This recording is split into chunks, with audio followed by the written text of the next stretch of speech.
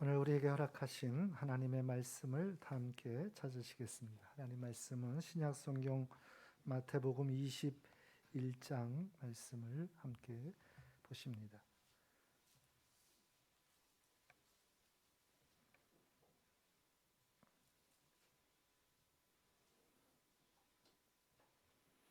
마태복음 21장 1절로 11절까지 말씀입니다. 마태복음 21장 1절로 11절까지 한 절씩 서로 말씀을 교독하시겠습니다. 그들이 예루살렘에 가까이 가서 감람산 벳바게에 이르렀을 때에 예수께서 두 제자를 보내시며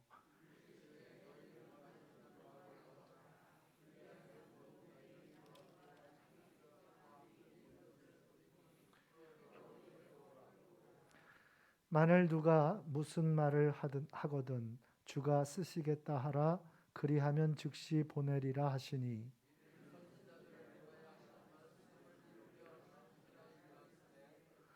시온 딸에게 이르기를 내 왕이 내게 임하나니 그는 겸손하여 낙이 곧 멍에 매는 짐승의 새끼를 닫도다 하라 하였느니라. 나귀와 나귀 새끼를 끌고 와서 자기들의 겉옷을 그 위에 얹음에 예수께서 그 위에 타시니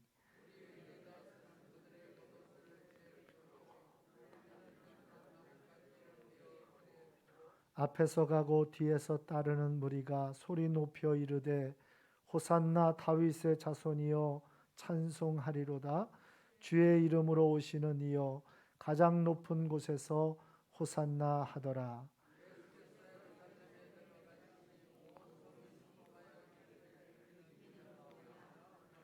다 같이 있습니다. 무리가 이르되 갈릴리 나사렛에서 나온 선지자 예수라 하니라. 아멘. 할렐루야.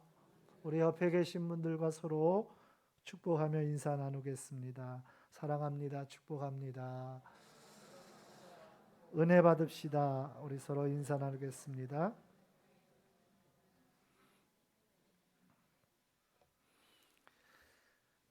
오늘도 온 마음을 다하여 하나님을 예배하는 모든 성도님들에게 하나님의 크신 은혜와 평강이 충만하시기를 예수님의 이름으로 축원합니다.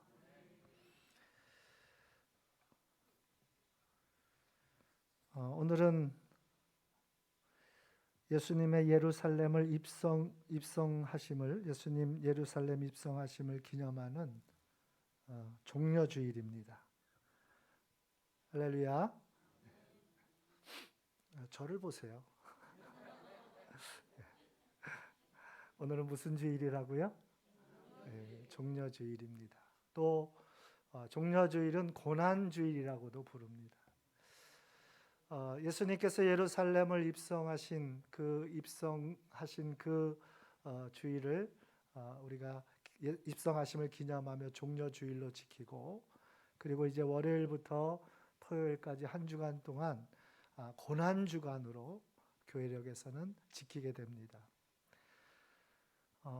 이 고난주간은 예루살렘에 입성하신 예수님께서 이제 그 예수님께서 예루살렘에서 어떻게 붙잡히셨는지, 또 어떤 신문을 다 받으셨는지, 또 어떻게 채찍에 맞으셨는지, 또 참혹한 그 십자가 위에서 어떻게 죽으셨는지, 그리고 어떻게 장사되었는지, 그 모든 예수님의 구원의 사역이 이 고난주간에 다 담겨 있습니다. 요한복음 또 마태, 마가, 누가복음 이 네 복음서가 예수님의 구원의 사역을 증거하고 있는 복음서인데, 그 복음서의 무려 3분의 1 가량이 바로 이 한 주간 동안의 예수님의 행적과 말씀을 증거해 주고 있습니다. 그러니까 복음서의 3분의 1은 한 주간 동안 일어난 일을 기록한 것이다. 이 고난주간에 있어졌던 일들을 한 주간 동안 저와 여러분이 다시 한번 고난주간을 살아갈 때에 정말 예수님의 십자가의 고난과 죽으심을 깊이 생각하고, 또 그 주님의 십자가의 은혜와 또 그 사랑을 새롭게 덧입고 또 우리의 삶이 그 십자가의 능력으로 다시 새롭게 나아가지는 은혜가 있어지기를 간절히 소망합니다. 그런데 상황이 좋지 않아요.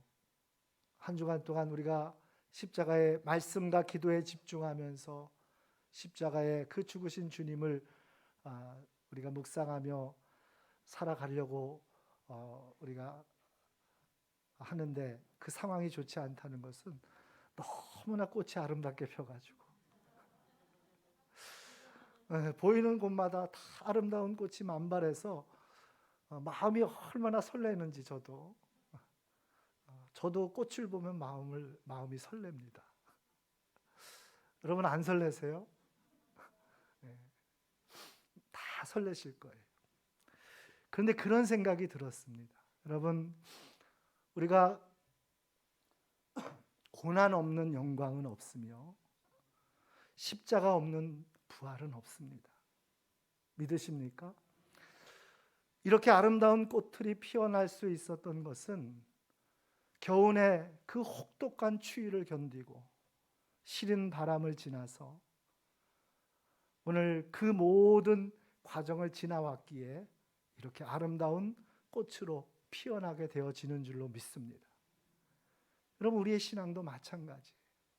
우리는 아름답게 꽃 피어지는 그러한 생명과 영광으로 충만한 삶을 그렇게 기대하고 소망하는데 정작 우리는 그 주님의 십자가의 고난과 죽으심에 대하여 또 그 거룩한 믿음의 길에 대하여 외면할 때가 많이 있다는 것입니다. 여러분, 꽃을 바라보시면서 아름답다로 끝나지 마시고 우리 안에 정말 예수 생명이, 예수 구원의 그 영광이 꽃 피어나기 위해서 오늘 날 위해 십자가 위에 온몸을 내어주시고 물과 피를 다 쏟으시고 죽으신 그 예수님께로 더 가까이 나아가는 한 주간이 되어지시기를 예수님의 이름으로 축원합니다. 아름다운 꽃이 있는 것은, 생명의 꽃을 피우는 것은 바로 나를 위해 죽으신 예수님 때문이구나. 여러분, 한 주간 더 귀한 은혜의 자리로 저와 여러분이 인도함을 받게 되어지기를 예수님의 이름으로 축원합니다. 오늘은 종려주일입니다.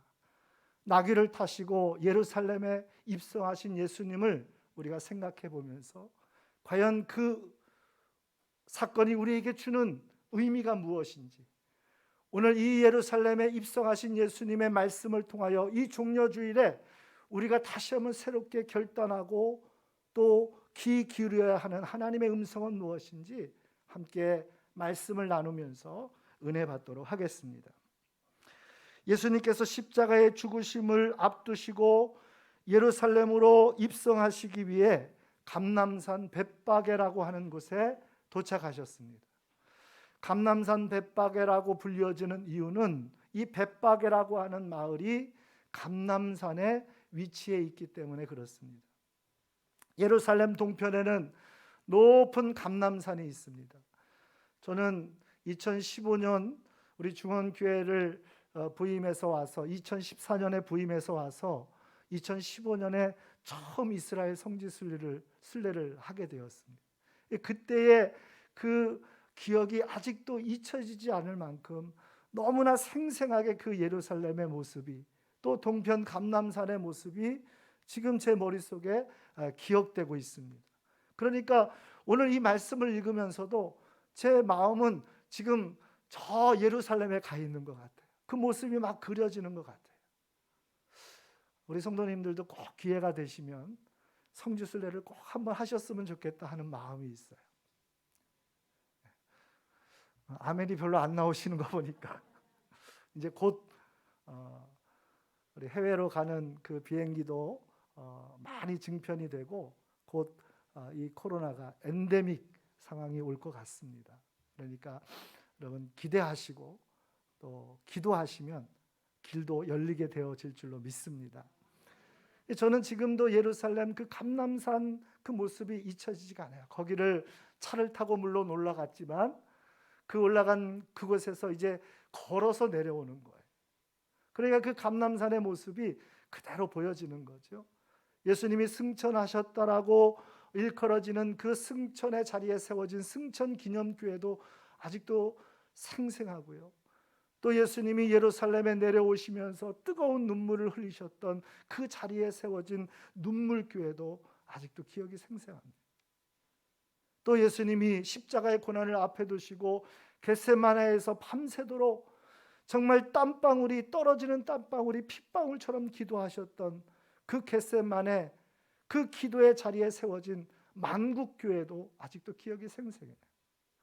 오늘 성지순례를 안내하기 위해서 말씀드리는 것은 아니고, 여러분 그 벳바게라고 하는 곳이 이 감람산 기슭에 위치해 있는 아주 작은 마을이었다는 것을 우리가 좀 기억해 볼 필요가 있습니다.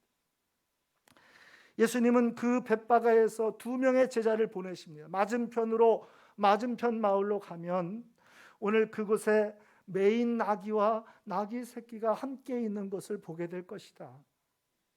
그러면 너희가 그것을 풀어서 끌고 와라. 누가 왜 남의 나귀를 끌고 가시오? 묻거든 주가 쓰시겠다 하라. 그러면 그 나귀를 줄 것이다 라고 주님이 말씀하십니다. 오늘 2 제자는 예수님의 말씀에 순종하여 맞은편 마을로 갔으며 정말 말씀대로 그곳에 나귀와 나귀 새끼가 있었습니다. 그리고 풀어 끌고 온 것입니다. 아직 한 번도 사람을 태워보지 않은 듯한 그러한 나귀였기 때문에 오늘 그 위에 안장도 준비하지 못한 채 제자들은 자신들의 겉옷을 펴서 나귀 위에 얹습니다. 그리고 예수님을 그 위에 타게 하시고 예루살렘으로 입성하게 된 것입니다. 예루살렘에 입성하시는 그 예수님, 오늘 수많은 사람들이 예수님의 입성을 환호하고 또 환영하며 기쁨으로 맞이하고 있었다라고 하는 것입니다. 사실 인류의 구원자이시고 만왕의 왕이신 예수님께서 예루살렘에 입성하시는 그 모습이 여러분 나귀를 타신 모습입니다. 그러니 얼마나 초라해 보였겠습니까? 그리고 볼품없어 보였겠습니까? 멋진 그러한 말을 타고 입성하신 것이 아니라 나귀를 타고 입성하셨다는 거예요. 그러니 여러분 나귀의 모습 우리가 생각만 해도 충분히 그려지시지요. 다리는 짤막하고 몸은 뚱뚱해서 걸어가는 모습이 뒤뚱뒤뚱거리고, 아마 조금 키가 예수님이 크셨다면 다리가 끌릴지 모르는 그러한 우스꽝스러운 모습, 어떻게 보면 참 보잘것없는 모습으로 예루살렘에 입성하셨어요. 그런데 수많은 사람들이 예수님의 입성을 환영하고 있는 것입니다. 유대 역사가인 요세푸스에 의하면 당시에 예루살렘은 200만 명 이상의 유대인들이 모였다고 합니다. 명절이 되면 200만 명 이상의 이 유대인들이 함께 모여 절기를 지켰다는 것. 물론 그것은 추정에 불과한데 예를 쉽게 들어서 이런 겁니다. 지금 충주시의 인구가 21만인가요? 한 20만 조금 넘는 충주시에 갑작스럽게 200만 명이 넘는 인구가 몰렸다고 한번 생각을 해보세요. 온 여러분 도시가 그야말로 혼란스럽고 복잡하고 그냥 요란하고 야단이었을 것입니다. 유월절은 그 수많은 유대인들이 하나님 앞에 절기를 지키며 희생의 제물을 드려야만 했습니다. 적어도 20만에서 30만 마리 이상의 희생 제물이 드려지는 그러한 절기의 예식이 진행되었다라고 하는 것입니다. 희생 제물이 흘린 피로 예루살렘 전체가 피냄새로 가득했을 겁니다. 바로 그러한 상황 속에서 예수님은 예루살렘에 입성하고 계셨다라고 하는 것입니다. 이러한 예수님의 입성을 환호하며 오늘 사람들이 소리쳐 외치고 있습니다. 호산나 다윗의 자손이여 찬송하리로다. 주의 이름으로 오시는 이여 가장 높은 곳에서 호산나 하더라. 여러분, 이 환호성과 함께 수많은 사람들이 그 열렬히 주님을 환호하는 그 사이에 이러한 소리가 들려옵니다. 도대체 이분은 누구시냐? 도대체 이분은 누구시냐? 오늘 말씀의 제목이 여러분, 이는 누구냐? 성경에 나와 있는 그 질문을 따서 이렇게 정했는데, 사실 이는 누구냐? 예수님의 그 입성과 함께 수많은 사람들의 환영과 환호 소리가 온 성을 소동케 했던 그 당시에, 그 주목하고 있었던, 온 세상 사람들이 주목하고 있었던 그 주님을 향하여 사람들이 내놓은 질문이었습니다. 도대체 이분이 누구시냐? 여러분, 이 질문은 그냥 단순히 예수님을 향하여 사람들이 그냥 평범하게 쏟아내오는 물음이고 질문인 것 같지만, 여러분, 이 질문이 우리의 신앙에 있어서, 2000년 기독교 역사에 있어서, 오늘 교회에 있어서 얼마나 중요한 질문인지, 그 의미와 우리가 가치를 알아야 될 줄로 믿습니다. 왜냐하면 신앙은 여러분 그냥 교회를 왔다 갔다 한다고 우리가 하나님을 믿는 믿음의 자녀요, 또 하나님의 구원의 백성이라고 말할 수 있는 것이 아닙니다. 내가 직분이 있고 나의 신앙의 연수가 얼마라고 여러분 그렇게 아무리 이야기해도 우리가 하나님의 구원의 백성이라고 말할 수 있는 것이 아닙니다. 우리의 신앙의 출발은 어디에 있습니까? 우리의 신앙의 그 시작은 예수 그리스도가 누구이시냐? 여러분, 예수 그리스도, 바로 그분이 도대체 누구이시냐? 이 물음에 대한 바른 고백과 그리고 바른 여러분 대답 속에서 우리의 신앙이 시작되고 출발되어진다는 사실을 저와 여러분이 오늘 이 말씀 앞에 다시 한번 깨달을 수 있기를 간절히 소망합니다. 여러분, 우리가 참된 믿음의 삶을 위해서는 하나님의 백성으로, 하나님의 구원의 백성으로, 우리가 하나님의 아들, 딸들로 우리의 삶이 시작되어지는 그 여러분 출발점은 어디에 있습니까? 우리가 예수 그리스도를, 바로 그 예수님을 내가 누구라고 고백하고, 그 예수님을 누구로 믿고, 그 예수님을 누구로 따르고 있느냐고 하는 것이 우리의 구원의 시작임을 여러분 믿으시길 바랍니다. 이것이 여러분 교회의 시작입니다. 할렐루야. 교회는 바로 예수님께서 베드로에게 너희는 나를 누구라 하느냐? 그렇게 물으실 때 베드로가 하나님의 성령님의 은혜를 통하여서 그가 예수님을 향하여 이렇게 고백합니다. 주는 그리스도시요 살아계신 하나님의 아들이십니다. 바요나 시몬아, 내가 복이 있도다. 이것을 알게 하신 이는 내 하나님이시다. 내가 내 고백 위에, 내 믿음 위에 내 교회를 세우겠다. 음부의 권세가 이기지 못하리라. 여러분, 그것이 교회의 시작입니다. 여러분, 성도의 신앙생활도 바로 여기에서 시작되는 것입니다. 여러분, 우리가 지금까지 믿음의 길을 걸어왔고 신앙의 길을 또 하나님의 자녀로 이 땅을 살아가고 있다고 한다면, 여러분 이 질문 앞에 우리는 매일매일 서야 되는 거예요. 할렐루야. 매일매일 이 물음 앞에 우리는 서야 되는 거예요. 그리고 그 물음 앞에 우리는 참된 믿음의 고백을 가지고 나아가야 하는 줄로 믿습니다. 신앙의 길을 걸어오다 보면 우리는 주님을 바로 알고 바로 믿고 바로 따르기보다는 여러분 그 주님을 향한 우리의 시선이, 또 우리의 마음이 오히려 여러분 세상을 향할 때가 얼마나 많은지 몰라요. 그렇게 우리의 신앙이 여러분 강팍해지고 또 메말라지고 굳어져 있을 때에 오늘 주님은 이 종려주의를 통해서 우리의 신앙이 다시 돌이켜지기를 원하시는 줄로 믿습니다.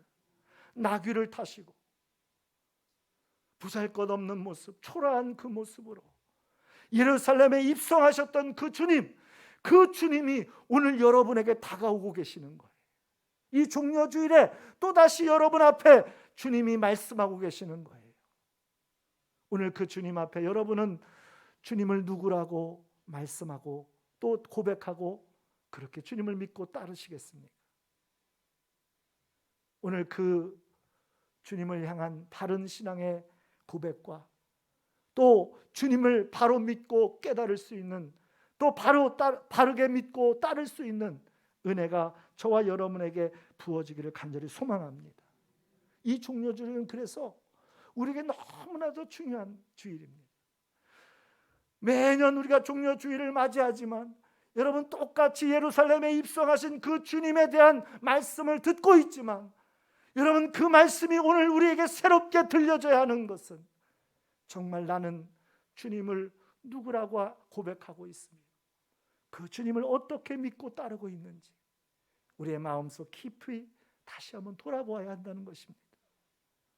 세상을 향하여 있던 흐트러졌던 우리의 마음과 시선이 다시 주님께로 집중되어지시기를 예수님의 이름으로 축원합니다. 주님을 다시 온전히 바라볼 수 있기를 축복합니다. 주님을 바로 믿고 바로 따라갈 수 있는 우리 중원의 모든 성도들 되어질 수 있기를 바랍니다. 세상에 많은 사람들, 수많은 사람들, 여러분 그렇게 열렬히 환영했던 수많은 이스라엘 백성들, 그 군중들과 같은 한 무리가 아니라 오늘 우리는 정말 주님을 향한 바른 믿음과 바른 고백을 가지고 주님을 끝까지 따라가는 저와 여러분 되어지기를 예수님의 이름으로 축원합니다. 주님이 예루살렘에 입성하실 때에 오늘 예수님에 대하여 이렇게 말하는 무리들이 있었습니다. 11절 말씀 우리 같이 읽겠습니다. 11절 시작. 무리가 이르되 갈릴리 나사렛에서 나온 선지자 예수라 하니라. 오늘 예수님에 대해서 저분이 도대체 누구시냐, 저가 도대체 어떤 분이시기에 이렇게 많은 사람들이 그를 환호하고 환영하고 열렬히 그를 맞이하고 있느냐, 사람들이 묻고 있을 때 그 옆에 무리들이 이렇게 말하는 거지요. 그는 갈릴리 나사렛에서 온 선지자 예수라. 여러분, 이 고백이 이 대답이 주는 의미는 굉장히 중요합니다. 여러분, 이 말은 틀린 것이 하나도 없어요. 예수님은 갈릴리 나사렛에서 30년을 사셨어요. 30세가 되기까지 거기에 사셨어요. 그래서 예수님은 늘 나사렛 예수라고 하는, 여러분 그 땅에서 그곳에서 살던 예수님이었다는 것을 늘 달고 다니셨습니다. 근데 그렇게 붙여진 이름이 왜 붙여졌겠습니까? 갈릴리 나사렛. 여러분, 사실 이 갈릴리나 나사렛, 이 갈릴리 지역은 그 당시에 사람들에게 여러분 매우 소외된 땅이었어요. 그러니까 주목받지 못한 곳이었어요. 사람들이 외면하고 또 정말 눈물진 그 인생의 사연을 가지고 숨어서, 아니면 그 사람들이 그렇게 자신의 인생의 그러한 여정길 속에서 버림받고 외면당한 사람들이 모여 살던 곳이 바로 갈릴리라는 곳이었고, 그 가운데서도 갈릴리에서 작고 작은 마을 중에 하나가 나사렛이라는 곳이었습니다. 갈릴리 나사렛 예수, 여러분 이 표현이 붙어 있는 것은 한마디로 얘기해서 예수님에 대한 출신을 말하는 겁니다. 예수님이 어디 출신이냐, 정확한 여러분 정보를 말해주고 있는 거예요. 물론 예수님은 베들레헴에서 나셨죠. 그런데 헤롯 왕의 유아 학살 명령에 의해서 예수님은 애굽에 잠시 피난 가셨다가 이제 헤롯이 죽자 어디로 오셔서 사신 겁니까? 갈릴리 나사렛에서 30세가 되시기까지, 30살이 되기까지 그곳에 사셨던 거예요. 여러분, 이 말은 틀린 말은 아닙니다. 누구보다도 정확하게 예수님에 대하여서 알고 있고 그리고 말하고 있는 것입니다. 그런데 문제가 무엇이지요? 예수님에 대한 여러분 그의 출신지, 또 그의 여러분 가문, 여러분 그의 직업, 여러분 누구보다도 사람들은, 그 당시의 사람들은 그 예수님에 대하여서 지식적인 그런 정보는 분명히 알고 있었지만 여러분 예수님의 실체, 그 본질은 알 수 없었다라고 하는 그러한 말입니다. 여러분, 우리가 신앙생활 속에서 우리는 성경을 통해 예수님에 대해서 많이 알고 또 배울 수 있습니다. 그래서 예수님에 대한 지식이 많아질 수 있어요. 예수님이 하신 말씀 다 알 수 있습니다. 그런데 그것이 하나의 지식의 차원에 머무른다면 우리의 인생은 아무런 변화가 일어나지 않아요. 우리는 정말 하나님의 구원의 백성으로 그 거룩한 믿음의 길을 영광스러운 그 구원의 길을 나아갈 수 없다라고 하는 것입니다. 오늘 저와 여러분이 정말 예수님이 우리 안에, 내 안에 여러분 참된 고백과 믿음으로 우리 안에 영접되어지는 은혜가 있어지기를 예수님의 이름으로 축원합니다. 그럼 과연 예수님은 누구이십니까? 오늘 예수님의 입성을 환영하며 환호했던, 그리고 외쳤던 그 수많은 사람들의 그 외침 속에서 우리는 그 의미를 한번 찾아볼 수가 있는 것입니다. 우리 8절에서부터 9절까지 말씀, 우리 두 절 말씀을 다시 한번 같이 읽겠습니다. 8절과 9절 시작. 무리의 대다수는 그들의 겉옷을 길에 펴고 다른 이들은 나뭇가지를 베어 길에 펴고 뒤에서 따르는 무리가 소리 높여 이르되 호산 다윗의 자손이여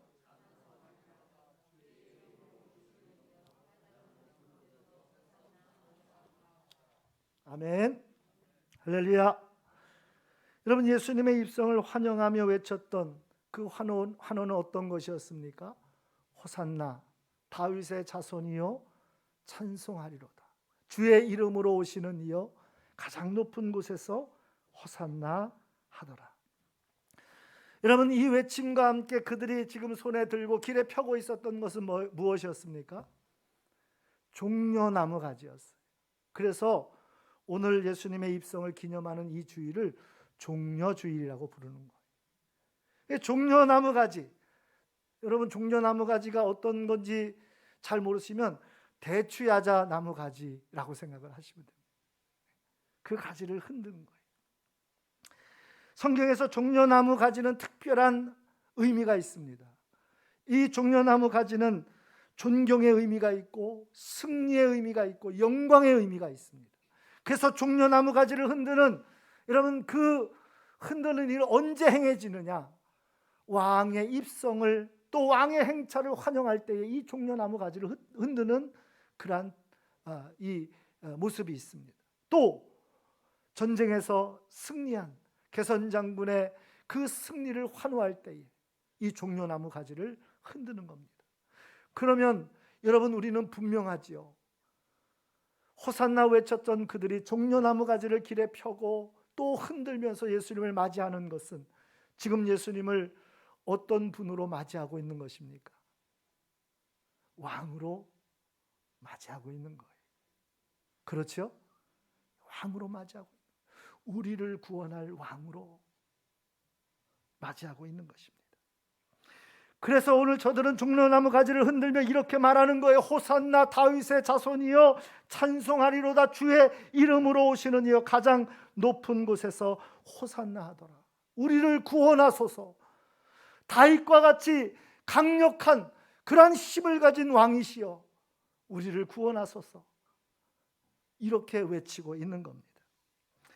여러분, 그런데 이 호산나라고 하는 단어가 그 당시에는 매우 위험한 발언입니다. 로마의 압제하에 있었던, 로마의 통치하에 있었던 그 당시에 식민지 백성들이 외쳤던 이 호산나는 마치 우리나라가 일제 36년 그 일제 강점기에 독립을 외치고 그런 대한 독립 만세를 외쳤던 그 외침과 같은 그러한 단어의 표현이 호산나였어요. 그러니까 호산나라고 하는 것은 여러분 단순히 구원을 호소하는 그러한 차원이 아닙니다. 오늘 이들이 예수님을 왕으로 맞이했는데 그들의 생각 속에 있었던 예수님의 여러분 그 입성, 예수님은 어떤 왕으로 그들은 생각하고 맞이하였겠습니까? 오늘 이 호산나라는 단어 속에서 우리가 알 수 있는 것처럼 지금 저들은 로마의 압제와 행포하에서 신음하고 있었어요. 그 로마의 힘을 등에 업고 이런 폭정을 행하는 헤롯 왕가의 그러한 엄청난 폭정 속에 그들은 고통받고 있었어요. 수탈당하고 있었어요. 가난과 극심한 가난과 질병으로 그들은 모든 삶이 무너졌고 허덕이고 있었어요. 그러니 여러분, 그들이 호산나 외쳤던 것, 다윗의 자손이여 주의 이름으로 오시는 이여, 다 똑같은 표현인데 여러분, 이 말이 의미하는 공통적인 그들이 지금 예수님을 바라보고 생각하는 그 주님은 어떤 왕으로 부르고 있는 것입니까? 이 지긋지긋한 로마의 압제와 횡포에서 우리를 구원하여 주실 분, 이 폭정의 헤롯 왕가로부터 우리를 건져 주실 분. 여러분, 그러기 위해서는 어떻게 되어져야 된다는 거예요? 다윗의 나라와 같이 강력한 힘을 가진 새로운 나라가 세워지고, 여러분, 그 새로운 나라에 주님이 왕이시라는 거예요. 마치 세상에 강력한 힘을 가진 왕처럼 주님이 그곳에 왕이 되어 주셔야 된다는 거예요. 여러분, 그러면 우리가 이들이 외쳤던 호산나 다윗의 자손이요, 이렇게 외치는 이 환호 속에 담겨져 있는 예수님을 향한 그들의 바람은 무엇이었겠어요? 지금 그들이 당면하고 있는 이 허덕이고 신음할 수밖에 없는 이 현실의 문제를 해결해 주실 세상적인, 정치적인 그러한 강력한 왕으로 주님을 맞이하고 있었다라고 하는 거예요. 여러분, 오늘 우리는 이 대목에서 정말 우리의 마음속 깊이 다시 한번 우리에게 물어보아야 할 질문이 있어요. 여러분, 주님을 어떻게 믿고 따르고 계십니까? 어떻게 믿고 따르고 계십니까? 우리가 주님을 바라보고 주님을 믿고 고백하는 우리의 신앙이 마치 오늘 이스라엘 백성들처럼 지금 직면한 이 위기와 문제의 해결만을 위하여 주님을 바라보고 있다면, 그렇게 주님을 부르고 따르고 있다면, 오늘 우리는 이 수많은 무리들과 별로 다를 바가 없다라고 하는 사실이에요. 여러분, 그들은 결국 어떻게 되었지요? 불과 며칠이 지나기도 전에 그 예수님을 향하여, 그 예수님을 십자가에 못 박으라고 소리치며 열렬히 우리의 왕이시여 우리를 구원하소서 그렇게 외쳤던 그들은 곧 예수님을 십자가에 못 박아 죽이라고 소리치며, 그들의 말은 오히려 원망과 저주로 바뀌어 버리고 말았다는 거예요. 여러분, 오늘 우리의 신앙이 그렇게 실패해서는 안 될 줄로 믿습니다. 우리의 신앙은 오늘의 현실 위기, 여러분, 오늘 우리의 당면한 이 문제가 해결되고 극복되어지는 그러한 선을 넘어서 어디까지 바라봐야 돼요? 정말 주님이 우리의 왕이 되시는, 우리의 통치자가 되시는, 정말 주님이 우리의 왕이 되시고 우리의 통치자가 되어줘서 우리에게 이루어 주실 하나님의 평화의 나라, 생명의 나라, 그 영광의 역사를 우리가 바라보고 소망하는 그 믿음의 자리까지 나아가야 할 줄로 믿습니다. 할렐루야. 우리에게 참 구원을 주시고, 우리에게 참 생명을 주시고, 우리에게 참 소망을 주시고, 하늘의 평안을 주시고, 하늘의 기쁨을 주시고, 여러분, 이 믿음의 자리까지 우리가 나아가지 못한다면 우리 또한 수많은 이 무리들과 같이 실패할 수밖에 없다는 거예요. 여러분, 오늘 이 종려주일에 우리가 돌이켜야 될 바로 신앙의 길이 여기에 있는 것입니다. 오늘 저와 여러분은 주님을 어떻게 믿고 따르고 있습니까?